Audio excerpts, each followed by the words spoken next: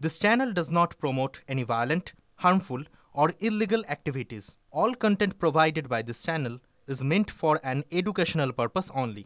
Police যে আইসির বোলপুর থানার আইসির টেলিফোন হ্যান্ডসেটটাকে বাজেয়াপ্ত করলো, তার মানে একদিকে উনি বলছেন মনে নেই, আর এবার পুলিশের হাতে মানে বুঝতে পারছো রাজীব কুমার ডিজির হাতে।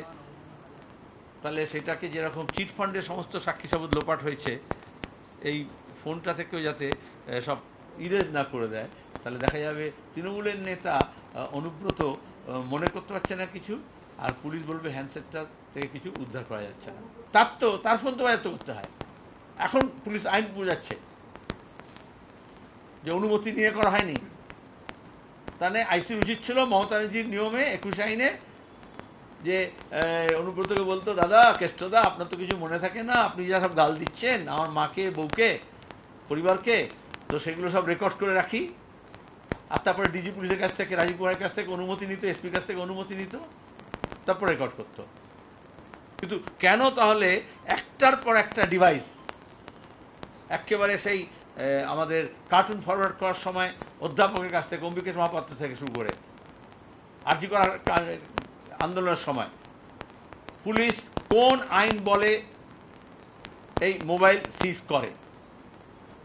সিজ করার কোনো অধিকার নেই। পার্সোনাল ডিভাইস সিজ করার কোনো অধিকার নেই।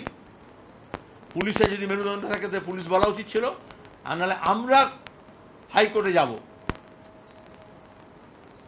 এই যে কথায় কথায় পুলিশ সিজ করে নেয় পার্সোনাল হ্যান্ডসেট, অনেকে ভয় পায়, অথচ গুজব হচ্ছে, দাঙ্গা হাঙ্গামা হচ্ছে। এই মুর্শিদাবাদের সময় দেখা গেছে যে কীভাবে ফোনকে ব্যবহার করা হচ্ছে, হোয়াটসঅ্যাপকে ব্যবহার করা হচ্ছে, সোশ্যাল মিডিয়াকে ব্যবহার করা হচ্ছে টক্সিক করার জন্য, বিষাক্ত করার জন্য, পরিবেশকে, মানুষের মগজের মধ্যে বিষ ঢুকিয়ে দেওয়ার জন্য। তখন পুলিশ কোনো অ্যাকশন নিচ্ছে না। আর যখন তৃণমূল বিপদে পড়ছে তখন দাঁড়িয়ে এই হ্যান্ডসেটগুলোকে, তারা ডিভাইসগুলোকে বাজেয়াপ্ত করছে।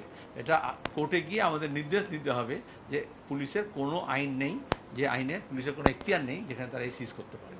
ও খাস লোক, তুমি জানো না, অনুব্রত মণ্ডল মমতার খাস লোক।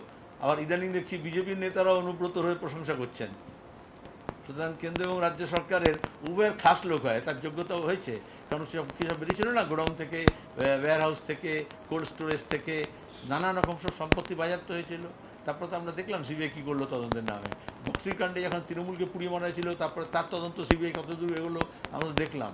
সুতরাং বিজেপি বা তৃণমূলের ছত্রছায়ায় থাকলে সব অপরাধী অনুব্রত হতে পারে, বা অনুব্রতের মতো লোকেরা সব অপরাধ করতে পারে, এটাই বোঝা যাচ্ছে। Moral of the story.